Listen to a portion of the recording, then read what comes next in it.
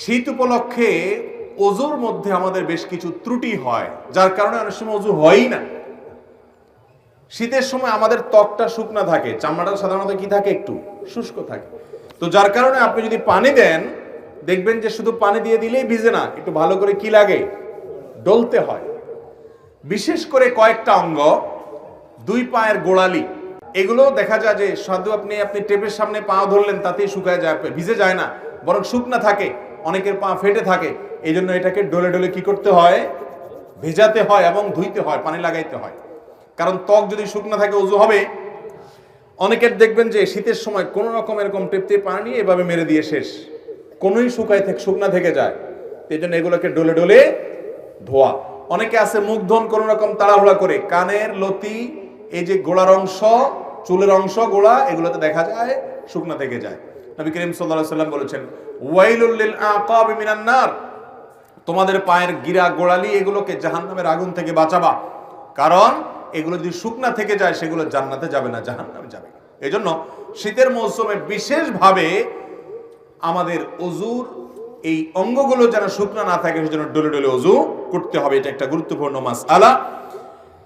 আর ওযুর ক্ষেত্রে আপনারা একটা হাদিস নিশ্চয় খেয়াল করে থাকবেন যে নবী করিম সাল্লাল্লাহু আলাইহি সাল্লাম যেখানে ওযুর কথা বলেছেন সেখানে ইসবাগের কথা বলেছেন। আসবিগুল ওযু আই আকমিলুল ওযু, মানে ওযুকে পূর্ণাঙ্গভাবে করো, ভালোভাবে করো।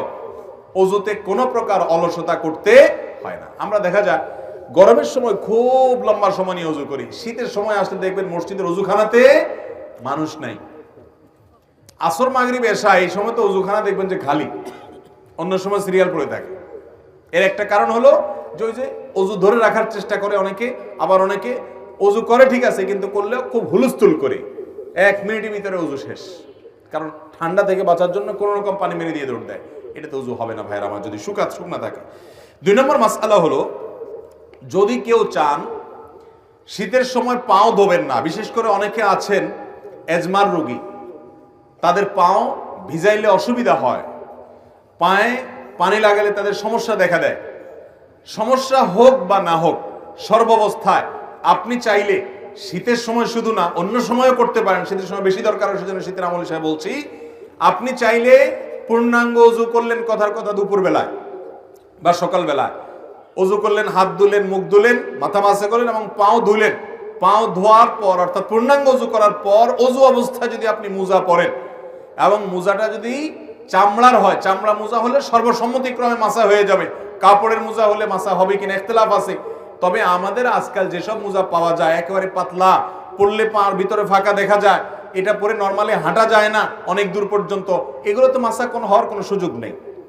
তো যাই হোক, আপনি যদি ওযু করার পর এরকম মোজা পরেন, তাহলে সেক্ষেত্রে সেই মোজা পরা অবস্থায় আপনার বাড়িতে অবস্থান থাকাকালীন করলে 24 ঘন্টার মধ্যে ওই মোজা খোলা ছাড়া আপনি ওযু করতে পারবেন। কিভাবে? আপনি হাত ধুলেন, মুখ ধুলেন, মাথা মাসে করলেন, পা ধোয়ার সময় আসলে আপনি ভিজা হাত দিয়া পায়ের উপরে, তলায় না, উপরে এরকম করে একটা টান দিলেন ডান পায়ে, আবার আরেক হাত ভিজায়া বাম পায়ে এরকম একটা টান দিলেন, বা ভিজা হাত দিয়া দোনো পাও আপনি টান দিলেন। তো এইভাবে মাসাহ করার মাধ্যমে পাও ধোয়ার কাজ হয়ে যায়। এবং এটি আহলুস সুন্নাহ ওয়াল জামাতের গুরুত্বপূর্ণ একটা আকীদা, যে তারা আহলুস সুন্নাহ ওয়াল জামাতের সকলেই মাসাল খুফাইন বা মুজার উপরে মাসা করাকে জায়েজ মনে করে। নবী করিম সাল্লাল্লাহু আলাইহি সাল্লাম মাসা করেছেন, আলী রাদিয়াল্লাহু তাআলা কে নির্দেশ করেছেন, বিধায় মুজার উপরে মাসা করলে সওয়াব কোনো কম হবে। আমাদের সমাজে কেউ মুজার উপরে মাসা করলে অনেক মুরব্বীরাও বলে যে বাবা এই বয়সে তোমরা মুজা ধরছো, হ্যাঁ এখন তো সাহস করো পাও ধো। না ভাই, মুজার উপরে মাসা করলে সওয়াব একটুও কম হবে না। তো শীতের মৌসুম বিশেষ করে মুজার উপরে মাসা করা আমলটি করা যেতে পারে। অনেক মুরব্বী আছেন, অনেক অসুস্থ মানুষ আছে, এজমার রোগী আছে, কষ্ট হয়, তারপরও সে মুজার উপরে মাসা করে না, না জানার কারণে। তো ভাইরা আমার, মুজার উপরে মাসা করা যায় চাইলে, অন্য সময়ও করা যায়, শীতের সময় বেশি দরকার, সেজন্য শীতের মাসালা হিসেবে বললাম। নাম্বার 3, তৃতীয়ত একটা গুরুত্বপূর্ণ মাসআলা হলো, শীত যখন তীব্র হয়, অনেক আপনার হাড় কাঁপানো শীত যখন শুরু হয়, দেখবেন যে গ্রামে শহরে, বিশেষ করে গ্রামে বেশি দেখা যায়, অনেকে চাদর মুড়ি দিয়ে নামাজ পড়েন। আছে না নাই? চাদর মুড়ি দিয়ে নামাজ পড়েন, অর্থাৎ এমন ভাবে চাদর পরেন যে নাকটা সহকারে ঢাকেন, যাতে করে নাক দিয়া ওই যে আপনার কুয়াশা টুয়াশা না ঢুকতে পারে, যাতে করে শীতে চেহারাটা কষ্ট না হয়, না পায়। সেজন্য পুরো চেহারা ঢেকে শুধু চোখ দুটো খোলা রেখে অনেকে চাদর পরেন, আছে না এরকম? মাথা আপনি চাদরে লাগান, কোনো অসুবিধা নেই, কিন্তু আপনি মুখ ঢাকেন তাহলে সেটা মাকরুহ হবে। নবী করিম সাল্লাল্লাহু আলাইহি সাল্লাম মুখ ঢেকে সালাত আদায় করতে, নামাজ পড়তে নিষেধ করেছেন। অতএব শীতের সময় এই মাসআলাটা না জানার কারণে আমাদের অনেক ভাইরা আছেন যে এরকম পুরাটা মুড়ি দিয়ে নামাজ পড়েন। মহিলা হোক আর পুরুষ হোক, সকলের জন্য এক মাসআলা যে শীতের সময় হোক আর গরমের সময় হোক মুখ ঢেকে নামাজ পড়বেন না, নামাজের সময় মুখ খোলা রাখতে হবে। হ্যাঁ, কোনো মহিলা এমন কোন জায়গা যদি নামাজ পড়েন সেখানে গায়রে মাহরাম পুরুষ আসা যাওয়া করে, তাহলে পর্দার খাতিরে তিনি ঢাকতে পারেন, যদি তার অন্য কোনো জায়গায় নামাজ পড়ার সুযোগ ব্যবস্থা না থাকে। কিন্তু সাধারণ অবস্থাতে এটা করা যাবে না। এই জন্য ভাইরা আমার, শীতের সময় মাসআলাটাও মাথায় রাখতে হবে যেন মুখ ঢাকা না হয় আমাদের চাদর দিয়ে। অনেকে মাফলার দিয়েও করে, চাদর না, মাফলারে এমন ভাবে পেঁচায় শুধু চোখ দুটো বাইরে হয়ে থাকে এবং নাক মুখ সব মাফলারে পেঁচানো থাকে। এরকম করলে নামাজ হয়ে যাবে, কিন্তু ত্রুটিপূর্ণ হবে এবং মাকরুহ হবে।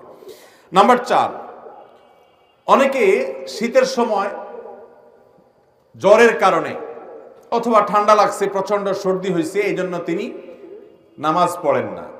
এখন কথা হলো যে আমার শীতের মৌসুমে জ্বর বা ঠান্ডা এমন ভাবে লাগছে যে আমি ওযু করতে গেলে অসুস্থ হয়ে যাব, তাহলে তার জন্য নামাজ মাফ কিনা? উত্তর হলো নামাজ মাফ না। তিনি প্রয়োজনে পানি গরম করে ওযু করবেন। পানি গরম করে ওযু করে যদি তিনি তার এই কষ্ট দূর করতে পারেন তাহলে ফাবিহা ওয়া নি'মা, ভালো।